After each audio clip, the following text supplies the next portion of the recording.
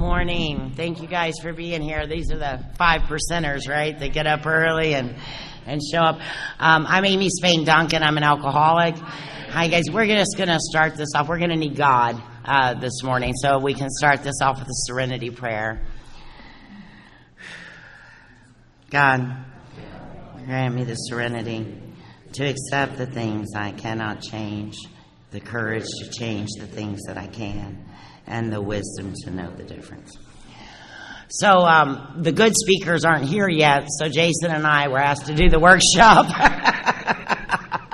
Well, Don't worry. Amy was asked to do the workshop. I'm just sitting up here to make her look better. I didn't want to do it alone. I was like, yeah, I'll do that, and so will Jason. So, because we get voluntold in Alcoholics Anonymous quite often, but I can't. I was brought up. I was trained to say yes, and by doing so, I have entered the fourth dimension. It's through my willingness to be inconvenienced. It's through my willingness to sit with the new man. It's through my willingness to move a chair. It's through my willingness to do the things that don't make sense. Because when I got sober, my sobriety date is March 6, 2010, and I had big problems. I was homeless. I was estranged from my family. I was unemployable. I had little control of my emotional nature. I was bedeviled. It talks about on page 52 in our literature, and I had big problems, and I came to Alcoholics Anonymous because you seemed to be happy. You seemed to laugh, and I hadn't laughed in a long time. My world was very gray, and it was a very hostile world that I lived in. I had my dukes up most of the time, but I knew you were onto something, and I wanted what you had, and I thought there was going to be, I don't know, a master class or a secret handshake or an anointing of oil, some kind of voodoo that would make me like you. And they would say, I want you to stand by that door and shake hands with everybody that comes in. And I thought, well, how's that going to help?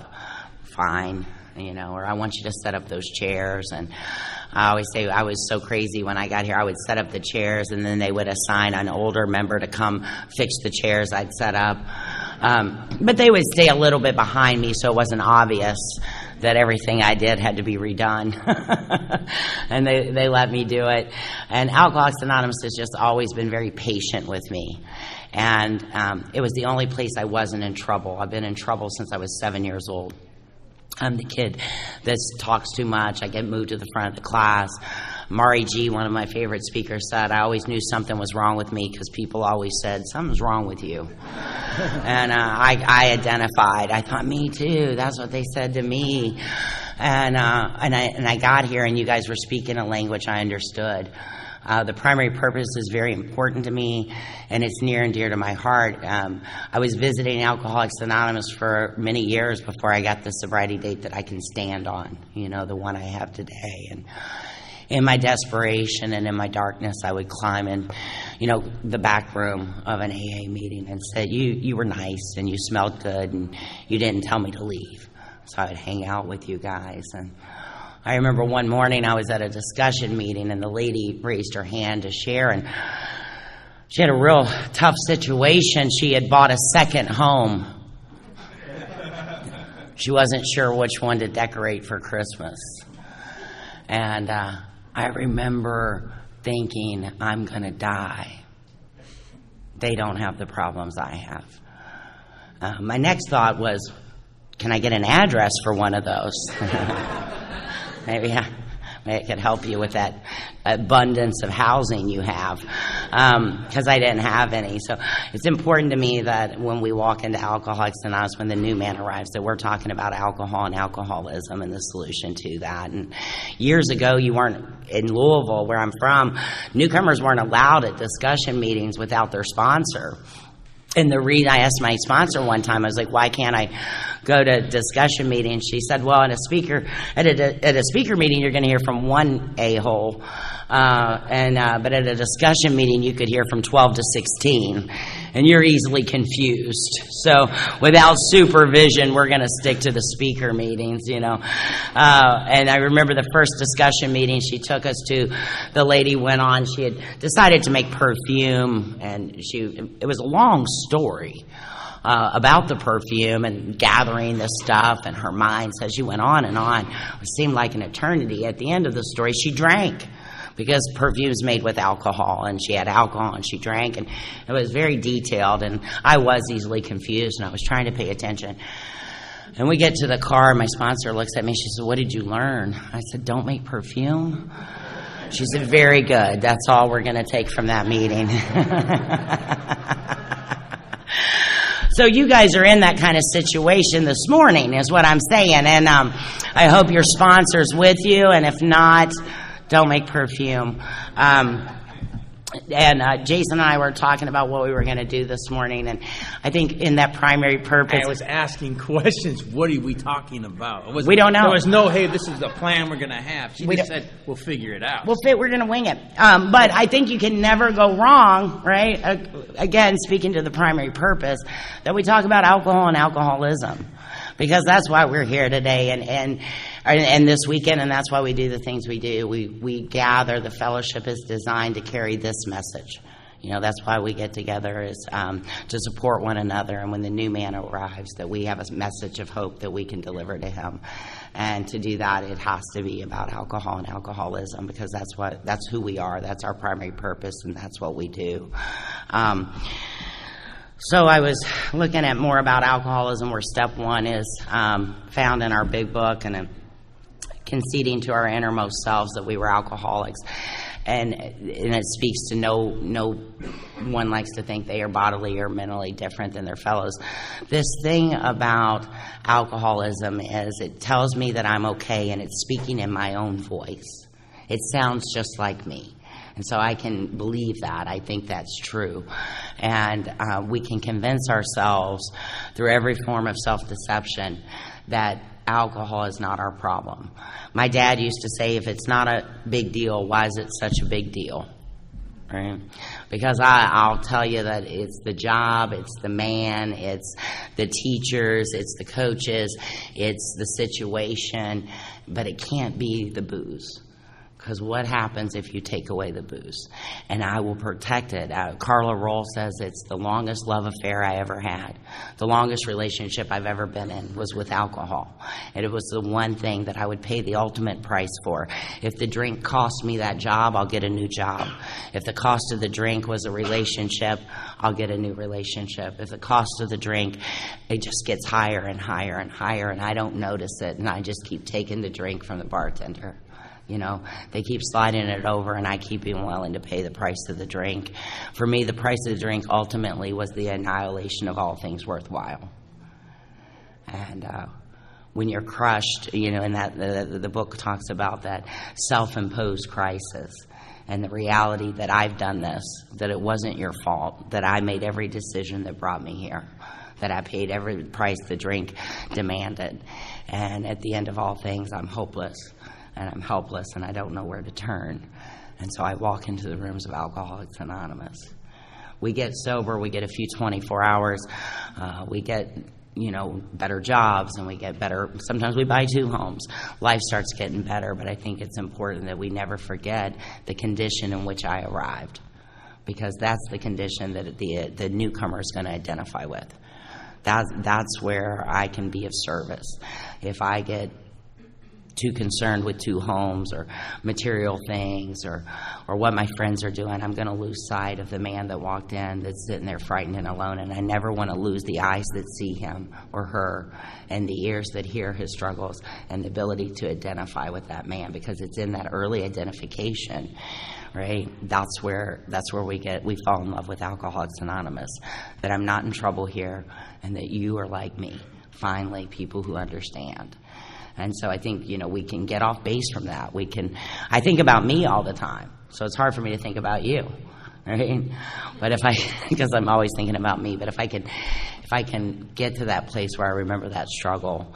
In Louisville, we say I keep my past right here, you know, so I don't ever forget. The book says that we cannot pull into our memory, you know, with enough force the pain or misery of a week or a month ago, and I hope that never happens for me. I hope I never forget what it felt like on March 6, 2010, given the gift of desperation, the willingness to do whatever you said to do, even if it didn't make sense to me. I'd cease fighting, You know, I didn't do that. I hadn't read this book. I hadn't worked a step. You know, I always say grace will cover the spread. Because when we get here, how did I get the first white chip? How did I make it to 30 days? I haven't gone through the steps. I don't know Wally P. I haven't looked up Walter Hagen. I don't know what you guys are talking about. But somehow, like Jason was talking about last night, I say, please help, thank you. And I come to your meetings and I'm okay for a little while, till I can get that permanent sobriety set in. So when we catch them in that grace, are we meeting them with love and understanding? Are we offering identification and a hand? I never want to be separate from you, because in that, the ego wants me to be separate, right? And that's where I'll die, is when I'm not like you and you're not like me anymore. Jason?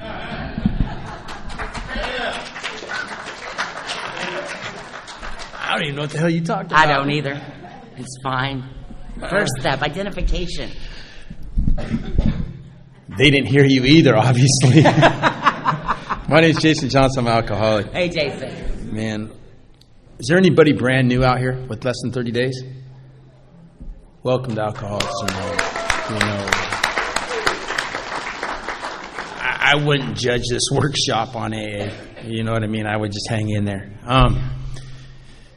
Hey, I guess we're talking about step 1, 2, and 3, you know, and for me, you know, when I came into Alcoholics Anonymous the first time I got here, I shared last night, I got here, I didn't mean to become to AA. It was the last thing in my book. I didn't really think I had a drink and drug problem. I just thought I had a run of bad luck, right? And what I did is I came in here and my life started getting better, right? I wasn't doing anything. I was going to meetings and I was hearing people say, do the steps, but I didn't need to because my life was getting better. Right? When I quit putting alcohol into my body, why would I have to do the work? Right? And I came in here and I was like that for the first 3 years. I didn't get a sponsor, right? And the reason I got that sponsor is because I was trying to resign, right? And that was there was no intention in that, right? And so I got into that and I started doing this, but I'm here to tell you, I didn't understand the big book. When the big book, they would read the big book, I would just yawn. Right? I would think about fishing. I'd think about golfing. I'd think, when's this going to be over? And I never really bought into this deal. And then when I relapsed, you know, is when I got locked up by myself. Was the first time I realized, I started to remember sitting. I remember at my lowest point after I relapsed, sitting on a bus bench on the side of a busy street. And when the bus would come, I'd get up and I'd walk around the block and I'd come back and I'd sit on that bench because I had nowhere to go. Right? And I remember sitting on that bus bench and I'd see cars parked and I'd look at them and I'd think, what's it feel like to be normal? What does it feel like to not have to put something in your body every single day just to be alive? Right? And I didn't realize then that was my alcoholism. Right? I could justify and rationalize that. And I got to that scary point. You know, and those are the things I thought about when I was laying in that bunk. I'd get on my knees and I'd say that prayer and I'd get back on that bunk. And if I got any kind of relief or I started anything, I started seeing clarity. You know, and when I got out of that thing, I went to these guys, I don't know if they have H&I here. They probably have H&I in Arkansas. They call it something else. They call it just service work? Corrections and treatment and corrections. All right, one of those things. Well, these old guys kept showing up at my jail, right? And they invited me to AA. And they said, you need to come to our meeting. It's a noon meeting when you get out of jail. So I got on a bus and I rode 3 hours on a bus to go to this meeting. And I went into this meeting and I gave my opinion on the jail system, right? Come to find out there was 3 judges in there, 2 attorneys, and the chief of police for Gresham, right? And I just thought, oh my God, I'm in the wrong spot. Right? But I remember leaving that meeting, running to the bus stop, and one of these guys, Lenny Z, pulled me over, said, hey, kid, come here. And I came back and I started talking to him. And, you know, he told me to keep coming back. And we started doing things. He goes, hey, we're going to Olive Garden. You want to go? And I was like, yeah. And, you know, I had no money, and I was on the bus. And so I got on the bus, and I took the bus to Olive Garden. I got there like 45 minutes later, and they're like, we've already ordered. And I was like, well, I just got here. And they realized that I took a bus. So every Wednesday, I would get to that meeting. They would drive me to Olive Garden, and they would drive me home another 45 minutes the other direction. And they never asked me for anything, right? And so what happened is I started believing in these guys, right? And they started pointing out stuff, and I could feel that emotion of that desperation where I just had nothing in my body. And I didn't think I'd ever get normal, right? And these guys loved me. But this one guy read this thing in more about alcoholism. And this is what changed my program. He said then, this guy, he stopped drinking when he was like 30, 35 years old, right? It's in the big book more about alcoholism. And he started drinking when he was 55 again. And his life fell apart. And he says, then, gathering all his forces, he attempted to stop altogether and found he could not. Every means of solving his problem, which money could buy, was at his disposal. Every attempt failed. Though a robust man at retirement, he went to pieces quickly and he was dead in 4 years. This case contains a powerful lesson. Most of us believe that if we remained sober for a long stretch, we could therefore drink normally. But here is a man at 55 years found he was just where he left off when he was 30. We have seen this truth demonstrated again and again. Once an alcoholic, always an alcoholic. Commencing to drink after a period of sobriety, we are in a short time as bad as ever. If we are planning to stop drinking, we must have no reservation of any kind, nor any lurking notion that someday we will be immune to alcohol. And this old guy that I hung out with, he would stop stuff and ask you questions. I don't know if you guys have those kinds of people here where they like either want to look up a word or whatever. And he said, Jason, what's the most important part that you read there? And I was like, man, once an alcoholic, always an alcoholic? He's like, no. And I said, well, he had all the money in the world and he still couldn't stay sober. He goes, no, that's not it. It's like, man, I don't know. He goes, he's dead. Right? He said, he's effing dead. Right? And that was the first time that I realized that alcoholism in my head can kill you. Right? Up to that point, I just thought alcohol made me better. And what I learned in that situation right there is alcoholism can kill me. And what I did is I just got involved. I became a greeter, and then I was so enthusiastic as a greeter, they fired me, right? I guess I overshot the mark. I was telling people how to greet, how to hug. And so my next job, and I think they just made up jobs, right? I was a treasurer once, and that kind of, the raffle, stealing the raffle money kind of blackballs you from those kinds of things. But my next job in AA was if anybody in my home group ended up in the hospital or their families or friends ended up in the hospital, my job was to go there. It didn't matter what time of night. My job was to go there and represent Alcoholics Anonymous and sit there and be patient and listen. And somehow I made that a big deal about myself. And finally my sponsor said, you're not going there because you got any wisdom or you're a doctor. You're going there in case anybody needs somebody to yell at or hit. Yeah. Right? That's your job. And those are the things I started doing. And when I was doing these things, I didn't know that's the deal. Right? I thought as long as I didn't put alcohol in my body, I was winning. And what Alcoholics Anonymous did for me is I found out I was powerless over this disease and I was giving everything away. And all I had to do was start helping other people. You know what I mean? And start showing up and start being present. So those days that when I sit on that bus bench wishing I had 50 cents for a hamburger, I don't have to live like that anymore. And I have the ability today to remember that, and it doesn't hurt me as bad. Yeah. Right? The relationships I had with my daughter, we talked about, I came into Alcoholics Anonymous, and I don't know, is anybody still pissed off when they got here? Right?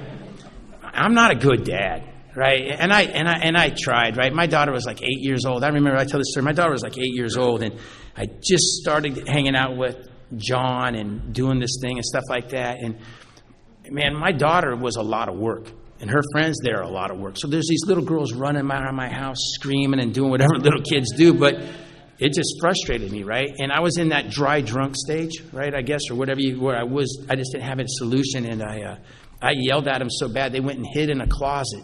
And they called Cody's mom to come get him because they were scared of me. And I'm sober, thinking I'm doing Alcoholics Anonymous. And so my wife had to call Cody's mom back and explain to her there was a misunderstanding. Jason's just an ass, blah, blah, blah, right? And so she said, you need to do something about that. And so I went to we have a sponsorship meeting once a month where everybody's in the sponsorship line. It's like a clique, right? And it is a clique, right? It isn't kind of like a clique. It is a clique, right? We go there and we discuss everything you can talk about at this meeting that you can't talk about in AA, right? Because in this group, you're like everything's structured. And so I go there and I tell these guys I don't know how to be a father. You know what I mean? I quit drinking. I'm still taking the same actions I take when I put alcohol in my body. What do I do? And this guy, Larry, who I kind of like him now, but I couldn't stand him, right? He goes, I know what you do. And this is one of those meetings where they give you feedback, right? Stay away from those. Sometimes they hurt you, right? He goes, I know what you do. I go, okay, Larry, what's that? He goes, man, every time we go to an AA event, the first things my kids ask is, Jason going to be there? And the reason they ask that is because every time you see them, you hug them, you make sure they're fed, you make sure they're entertained, and you tell them you love them. So when you're having a problem with Bailey, why don't you start treating her like you're babysitting my kids? I was like, that's stupid. That's got to be. So I started doing it, right? Flash forward, like my daughter was 15, and she was having a slumber party at our house, and it's like 2 o'clock in the morning, and Julie wakes me up and says, hey, they're making a lot of noise. You need to go make them quiet down. I said, I didn't invite any of them here. It's none of my problem, right? I don't care. I was sleeping just fine. So I went back to sleep, and it doesn't work like that in my family. Amy knows my wife. And so she hits me. So I get up, and now I'm pissed off, right? Because it's like 2 o'clock in the morning. I'm sleeping. And so the dog and I go in that room, and we open up the door, man, and they have the radio blast, and the TV's on in a room. They're all texting. They're jumping around. They're giggling. It's a disaster, right? So I do what every good member of Alcoholics Anonymous does. I laid into them. Right? I called them names. I told them certain things. I yelled at them. They're just scared looking at me. I told them they need to shut all this stuff off and go to bed. And I shut that light off and I closed that door. And I went back to my bed and I could hear them guys' voice in AA saying, is that how you treat anybody's kids? Are you a member of Alcoholics Anonymous or are you just not drinking? So I got up, right, and I went back and I opened up the door. The dog went with me again and we opened up the door and they just all staring there looking at me, right? I said, man, I'm sorry. I said, what we need to do is we just need to turn the TV down, turn the lights down. You guys got to be a little bit more quiet because you're making Julie really mad, right? And we all laughed, right? And but here's the program of Alcoholics Anonymous. Is that when I went to leave that room, I went to close that door, that little girl, Cody, who's my daughter's best friend, said, I told you guys he would come back and apologize, right? Today, on Father's Day and my birthday, there was like 8 girls in there. 5 of them call me every holiday and wish me happy birthday and tell me that they love me. I didn't know that's what I was missing in Alcoholics Anonymous, right? I thought I was just powerless over alcohol and alcohol was my problem. What I realized today is alcohol is a solution to my problem, right? When I got into those places, I would be able to drink and not show up. I'd be able to drink and not do those kinds of things. And what happened is I came in here and you people started loving me, right? When I didn't want to be loved. You hear those things all the time. Well, love you till you can love yourself. And you're like, I didn't mean to do that, but I didn't want it on record. What I did is I gave the peace sign so everybody knows and Amy doesn't rat me out here in a sec. But that's what Alcoholics Anonymous is. Step one for me is I know what my bottom was. When I became willing to admit to my innermost self and I was able to look at those demons and look at those situations, I was able to start taking this process of getting healed, right? And let me tell you, it's not one of these things. If you came in here and you didn't drink and you haven't drank since then, my hat's off to you if you know how to do anything. I have a guy that comes to a meeting. He's got probably 20 years of sobriety. He doesn't do anything, right? And sometimes I look at him and I say, man, Jack, you got to be the meanest person in AA. But what he's doing is like we were talking about today, Amy and I are the kinds of people that sponsor people that the reason they ask us is some days we show them what to do and some days we show them what not to do. Yeah. And they're both equally as important. And what Jack does today is he sits in a meeting of Alcoholics Anonymous with me at noon every day, and I get to see what alcoholism is when you don't try to take a solution, right? And that's what we're here today to push. If you're in here and you're new or you're struggling, man, get in the middle, right? Try to find something that you can believe in, right? And the amazing thing is, I came in here wanting to die, right? And I just didn't have the guts to kill myself, right? Or I'd have a plan to kill myself and I would start drinking and I'd wake up and I'd be, well, that didn't go over really well, right? Yeah. I'm the kind of guy that they always make fun of me. I'm the kind of guy that roofies himself, right? I'm just, I know it sounds bad, especially when I was that came up, I was doing a 12-step with my pastor. And the guy that we were 12-step, his family goes, well, does he do anything wrong? He looks like a cop. My sponsor, my pastor's like, he roofies himself. I'm like, why would you say that? Right? Where did that come from? Was that God-led? You know what I mean? And then I started thinking, Jesus, I kind of did. Right? But what you do is if you get in here and you can admit to your innermost self, you don't have to admit it to anybody else. And people can tell you, an alcoholic, people can tell you, hey, you have a problem. Until I was willing to admit to my innermost self, I didn't start feeling the miracle, right? And I'm here to tell you it doesn't come right away, some people. Some people it does, and some people we just drag along. So I don't know what the hell we're supposed to be talking about. You did great. All right, but I'm done. Okay. thought you did well. All right, thank you. Appreciate that. We're winging it. We're winging it. But I did, while Jason was talking, of course, I was thinking about me and not really listening to Jason, because that's how my brain works. But what I wanted to kind of touch on that he was talking about is true. Like, Jason and I are goofballs, man. Like, we're what not to do most of the time. And but one thing that we do pretty well is service. Right? My friend Ralph says, come all the way in and sit all the way down. And until I come all the way in and sit all the way down, I may quit drinking, but I'm not going to have that psychic change. I'm not going to have that profound personality shift. I'm not going to be able to let go of old ideas and old beliefs, root and branch. I'm still going to hang on to that, because I think that if I just quit drinking, everything will be okay. And that's what I thought. If I can just quit drinking. If I can just quit drinking. I was at a conference last spring, and one of the speakers said, AA is the greatest bait and switch in the world. It's like, you really got a drinking problem. You should quit drinking. Drinking is really destroying your life. And we agree, like, yeah, I got to quit drinking. I should quit drinking. Good idea, I'm going to quit drinking. Then we get you a little further in the door, and we're like, but you're going to need help. You're going to need help from a higher power. And we're like, oh, okay, I'll get some help. Step 2, willing to believe. Okay, I got a drinking problem. I'm going to need some help. All right, let's get rid of this drinking problem. Let's get this higher power. Let's get rid of that. It's like, yeah, great. Okay, now that you're in the door a little bit, and we know you have a drinking problem and you're going to need a higher power, we've got some unfortunate news. The problem is you. Alcohol is but a symptom. But we got to get you in first, right? We got to get you in the chair before we spring load that on you, that you're the problem, crushed by self-imposed crisis. You're selfish, self-centered. And you got to be rid of it or you're going to die. I love that. And so that's where we get to when I've come all the way in, this realization that I have to change. But I only change when it bothers me. I don't change when it bothers you. I don't. I change when it bothers me. And so when I yell at the kids, or I was with Natalie, my incredible host, this weekend. We were talking about, people getting road rage and flipping you off. And she was like, when people do, she's very sweet. So when people do that to me, I just wave at them.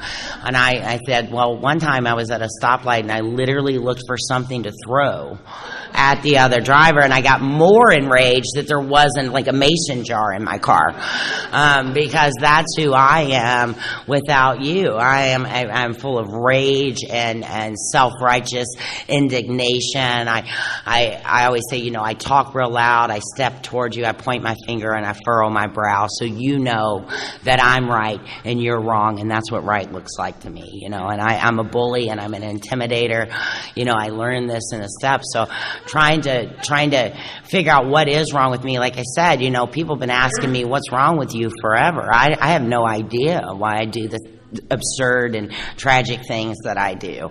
I don't know when I promised those kids that I'd be back that I can't make it back. I don't know why I can't show up. I don't know why I fall into this delusion that I'll just do one. And somehow this time will be different. The insanity of the alcoholic thinking. So when I got here, I didn't bring a lot for you guys to work with. And I was real prickly. A lady said the one word to describe me when I first arrived was unapproachable. And I said, I did that on purpose. That wasn't accidental. Like, that's my message. Get back, stay away. And that's who I am because of that hostile world I lived in, and I didn't, and just keeping you away from me was what I needed to do. It kept you safe and it kept me safe, and stay away from me, and allowing other people in, allowing the softness, and watching you guys operate differently. And it seemed to work because you couldn't convince me early on and in my cup, when I was in my cup, that being nice would get you anywhere. Like, I live in a get or be got world. It's survival of the fittest, and you're just good. Nice guys don't win in the world that I was coming from. And you guys were like, Jason always says, be generous with your time and be kind. And I thought, kind? kind will get kind. I see what happens to kind folks, and it never works out, and I don't want to do that. So I had to buy into this idea, this magic, right, that you guys were talking about, and doing acts of service for other people. I didn't see how that was going to help me.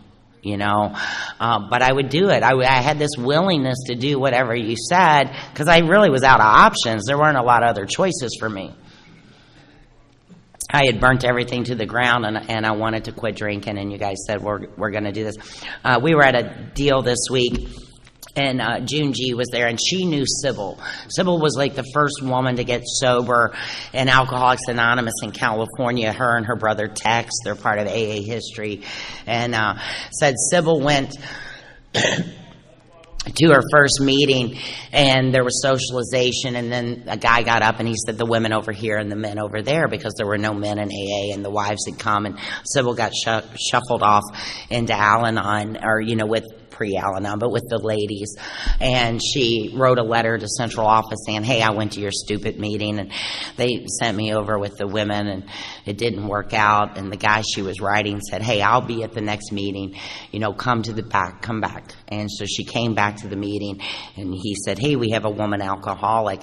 At the end of the meeting, they would take letters that had been written to central office, right, that they had gotten, and they would hand them out. So they'd say, hey, Jason, you live, in Pasadena. Here's all the letters from Pasadena. Go see these people and write them back. And they went around the room, and they handed out all the areas. It's this one meeting, and people would drive 2 to 4 hours to get to this one meeting in L.A. in the beginning. And there was Sybil. It was her first ever meeting. She had finally gotten in. We have a woman alcoholic. And they handed out all the mail, and then they called Sybil, and they said, now, Sybil, this is all the letters from women, and you're going to write all these women back and go visit them, and this is what you're going to respond. It's her first meeting. She's never been to alcohol. She's like, what do I say? Why are you giving me? I shouldn't do that. There's been a mistake, And they said, no, you just tell them that you wrote a letter and that you found a meeting and you think these people might be able to help. And you invite them to the meeting. And that was Sybil's first meeting, and Sybil never drank again. There is a lot to be said with making an alcoholic feel useful once more. You needed me. Nowhere else was I needed. Nowhere else was I given a job. Nowhere else did they think I was capable of anything. But when I got here, you knew that I could move a chair and you could fix it later. And that was okay. I do want to talk to a story about service. We make up these jobs for alcoholics. I had a woman that was assigned to me, and I twitched a little bit. I talked real fast. My teeth were missing. I was about 50 pounds underweight, dangerously antisocial. I was a freaking mess. I was probably in a psychosis.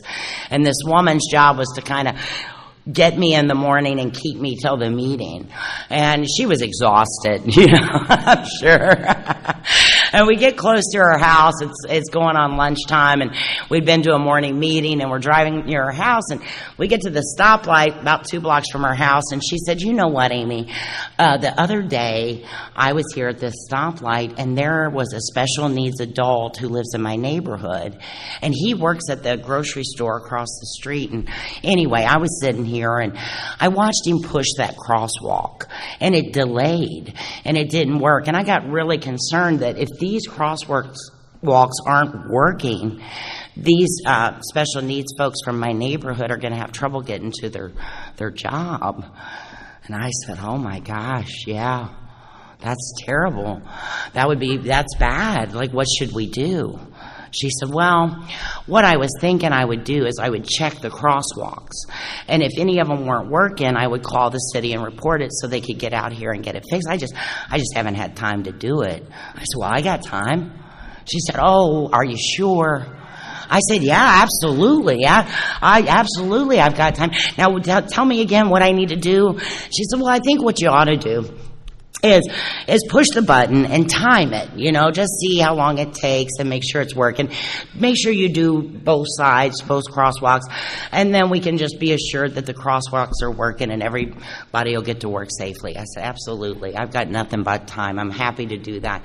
She said, okay. I said, how many should I do? She said, well, I would go down as far as you can.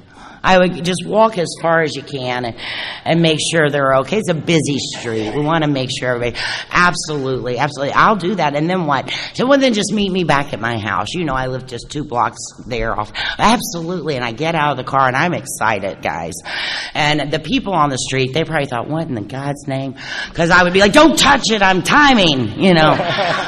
I got a very important job here, and I take my job seriously, you know, and I'm checking and I'm timing, and that one, okay, that one works. And I got my phone, I've got 311 as our city line. I've got 31, you know, because I'm ready to, like, report it, and very aggressive in everything I do. And when people are looking at me, and I probably go 8 city blocks up, and I cross the street, and I come 8 city blocks back, and I get to her house, and she said, how'd it go? I said, well, they all seem to be working. She said, oh, thank God. I said, okay. It was years later before I realized that they worked. That literally, she was just trying to find something for me to do. She made me feel useful, and she got a break from me, right? Old AAs, they're ninjas.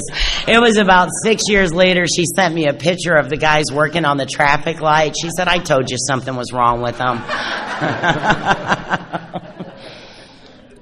But when Jason and I are talking about guys that are picking us up and making sure we get to Olive Garden or spending the day with us to make sure we make it to the next meeting, that's the love and service of Alcoholics Anonymous. Somebody did that for me. I would get to the end of the meeting, you all would say the Lord's Prayer at 9 o'clock at night, and you would disappear into the mist. And I'd think, where do you go? I'm all alone here. What happens next? So the men and women that have a meeting after the meeting for the new man, the men and women that put on a second pot of coffee after the Lord's Prayer to spend time with the guy that doesn't know where you go after the Lord's Prayer. That's the magic of Alcoholics Anonymous. That's the love that we need to see.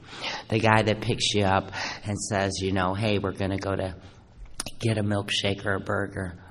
And the new guy like me or Jason says, oh, we make an excuse because we don't want to tell you we don't have the money. But you say, come on, man, I got you.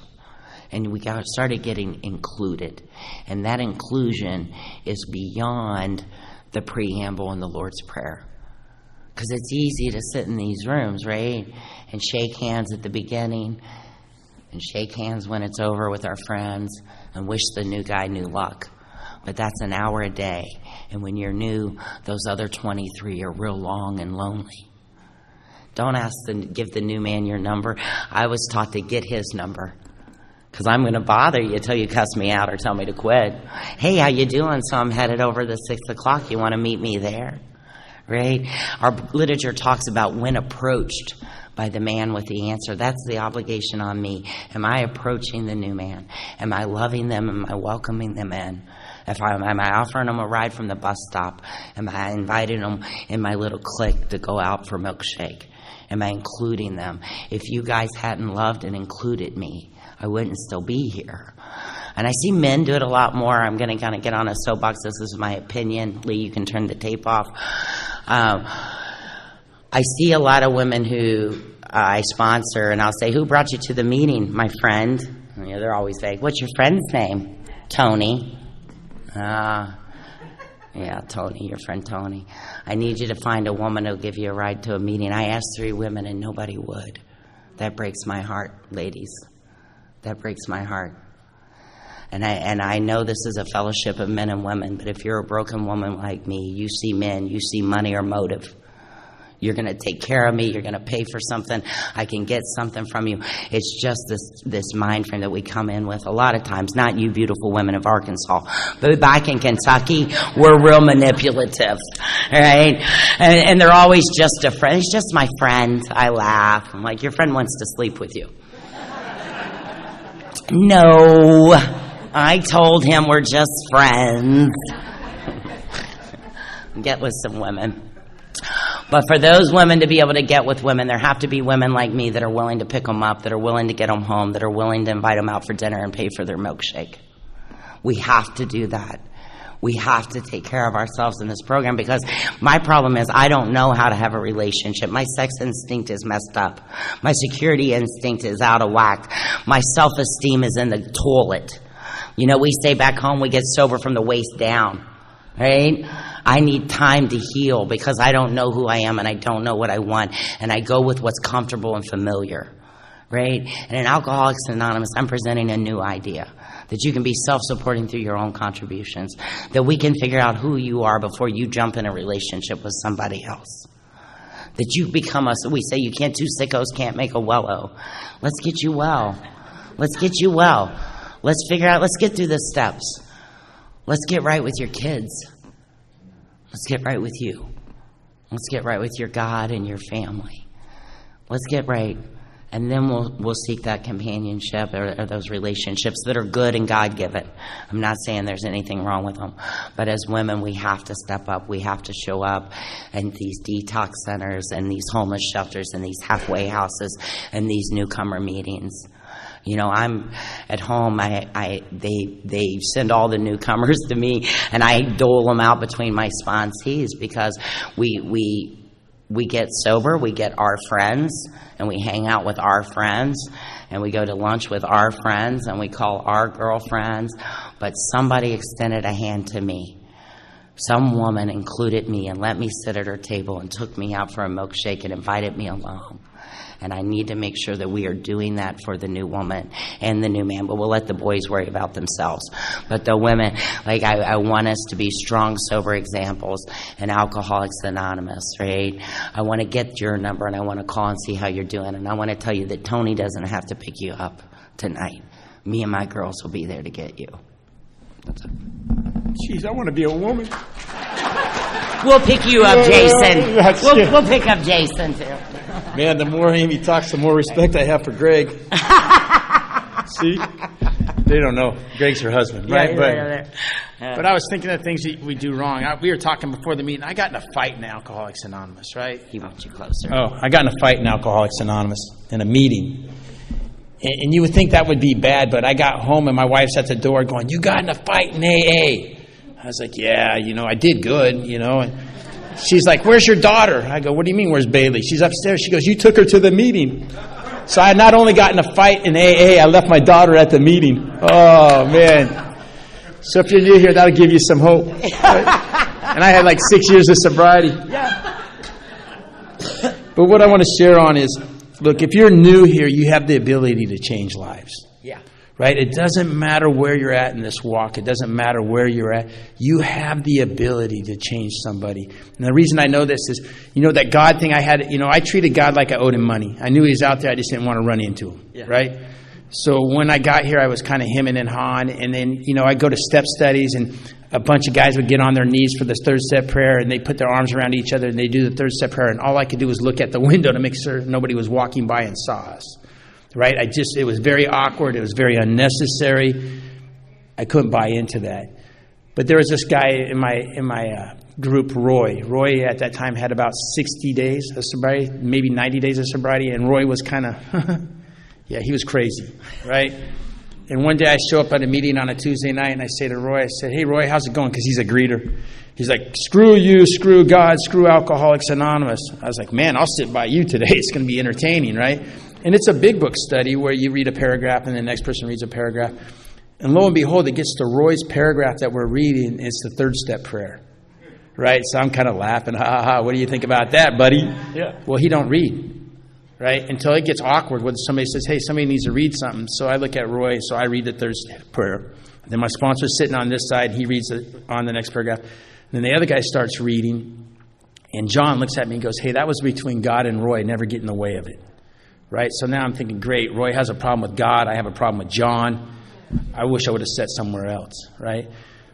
Flash forward 2 days later, my wife was 6 months pregnant, and she called me and said, "Hey, I went to go do this test. They can't find a heartbeat.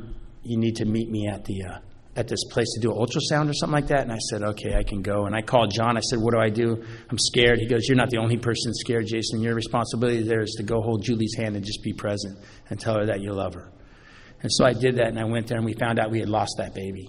And we had to go the next morning to do whatever, a D and something. They have to take out the baby. And that night in Oregon, it snowed in Portland. And then if it snows an inch, the whole country shuts down. The whole state shuts down, right? And So we left early, like about 5 o'clock from our house. We get to this hospital, and the only room is this little waiting room down below where everybody was sitting. And we're sitting there, and all of a sudden I see this guy going like this, looking in the window, and I'm like, oh, shit, it's Roy, right? So I duck. Because, I mean, what is Roy doing? It's dark outside. We're at a hospital. And Julie sees him, and she starts waving at him. I'm like, what are you doing? It's Roy. Good gosh. He walks in, and I go, Roy, what are you doing here? He goes, man, this is a big deal. I'm here to sit with you. He had gotten that new service position. He said, I'm here to sit with you guys and be present. My wife thinks Roy walks on water. I think Roy's still a little crazy. But I said, okay. But here's the thing. We went into this, up to the surgical place, and then they had us go out in this waiting room. When we're sitting there, and Roy looked at me. And look, Roy had 90 days, and he's crazy. He looked at me and says, hey, we need to pray. I said, Roy, I thought you had a problem with God. He says, this is no time for my problems with God, right? We need to pray. I said, screw you, Roy, and screw God. And he got on his knees and started praying in that waiting room, right? And I remember being embarrassed, and I've been kind of ashamed. I was kind of sweating. I was like trying to hide my face.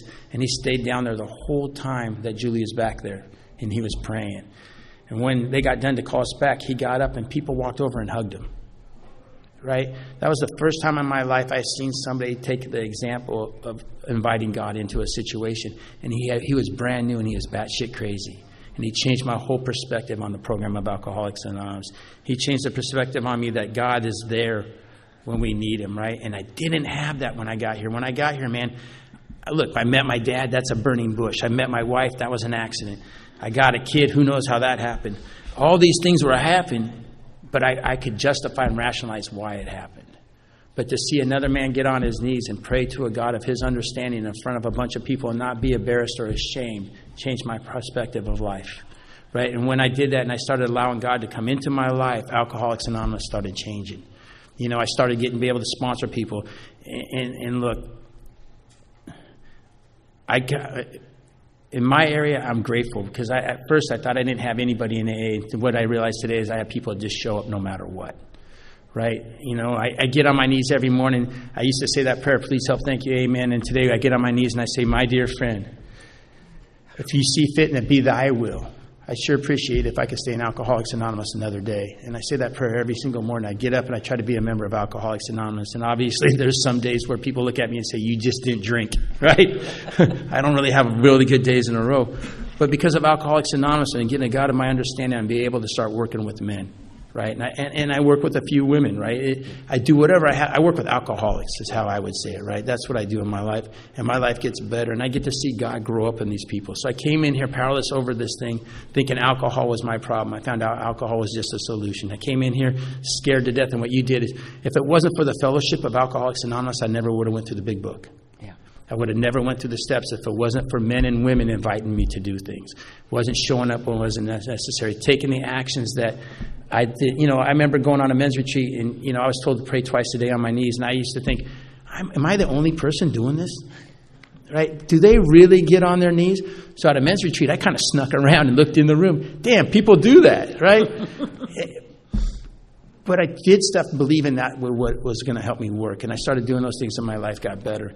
You know, I have one more story I want to share with you that changed my perspective about God. You know, I sponsored a guy named Plumber Jim, and Plumber Jim was, he's a lot of work, right? Let's just put it that way. And so we were on step 3, and I told him to sit on his back porch. He lived out in the country. Sit on his back porch every day for 30 days and then ask God, invite God to show himself, reveal himself, right? So at 30 days, I get a call. It's a Saturday morning. Jim calls me. He says, I'm through with AA. I go, why is that? He goes, I've been asking God for 30 days, and he didn't show up. This is a waste of my time. I'd rather just drink.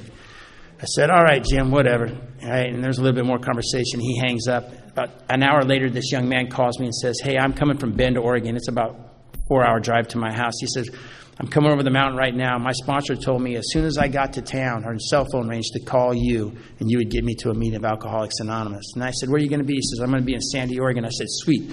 There's an AA speaker meeting on Saturday tonight at Obie's. I'll have somebody come pick you up. And so he gives me the address. And so I called Jim, right? I said, hey, Jim, there's a new guy that needs to go to a meeting of Alcoholics Anonymous. You need to pick him up and bring him to the meeting. And Jim cussed me out or told me he was through with AA, but he went and got him. And that night he brings the kid to the meeting, and he's like 6'3", 6'4", tattoos all over his neck, a wife beater tank top. He's yoked out. I'm like, shit. Sorry, Jim's a little old guy, right? And he's looking at me, and I'm looking at that guy. I was like, man, sorry, Jim. You know what I mean? And Jim comes over. He goes, he hasn't said a word. I was like, okay, right? And so they come in. The kid says hi to me. They sit through the meeting, and they go home. About 1 o'clock in the morning, Jim calls me, and he says, I wasn't answering the phone. And he kept calling and calling. And Julie goes, you got to answer the phone. I said, it's just Plumber Jim. He's probably drunk. She goes, just answer the phone. And so I answered the phone, and he's like, hey, I need to talk to you. I was like, Jim, it's 1 o'clock in the morning. He goes, no, we need to talk to you right now. I said, okay, what is it?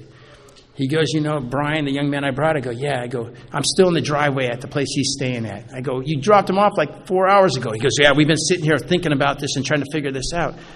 I go, what happened? He goes, you're not going to believe this. He goes, I started talking to him on the way home. He's the same age as my son, and he grew up in Sandy. And I started talking about where he went to school and all this, and he graduated the same year my son did. And I asked him if he knew who my son was, and he didn't. And he goes, we were talking some more, and I said, well, name some of the kids you used to run around with. And he goes, I know this kid, Sam. And he goes, Sam? And he says his last name. He goes, Jim's like, I know Sam. And he goes, well, do you know how to get a hold of him? He goes, yeah, he's an electrician. I'm a plumber. I see him on jobs all the time. And he goes, do you have his number? He goes, yeah. So he starts to write down his number, and Jim goes to hand it to him. He looks at him, and he's crying. And he goes, what's going on? He goes, you're not going to believe this. I've been praying for the last 30 days for God to take me to my very last amends I have to make. I didn't know where Sam lived or where he was going to be. My sponsor told me just to trust God and pray about it for 30 days, and God would do the rest. And you show me where he's at, right? And both of those guys had God show up at the exact same time, and they've been praying for 30 days. And from that day forward, I've not questioned my walk with the Lord. Right? I believe there's a higher power that's working in this deal, and if I'm willing to go all in and do this thing, my life keeps getting better and better and better. Did we start at 8 and it's only been like 20 minutes? No, we started at 8:30. Oh, thank you, baby Jesus. I was like, we got another half hour. Okay, yeah. So we are gonna. We're done. Yeah, I think that if we were gonna we didn't know what we were gonna talk about, but if we've talked about anything, we hope that we've, like Jason said yesterday, that you know that AA works and God is real, that you've come in all the way in and you said all the way down, and the magic will start to happen around you. Thank you.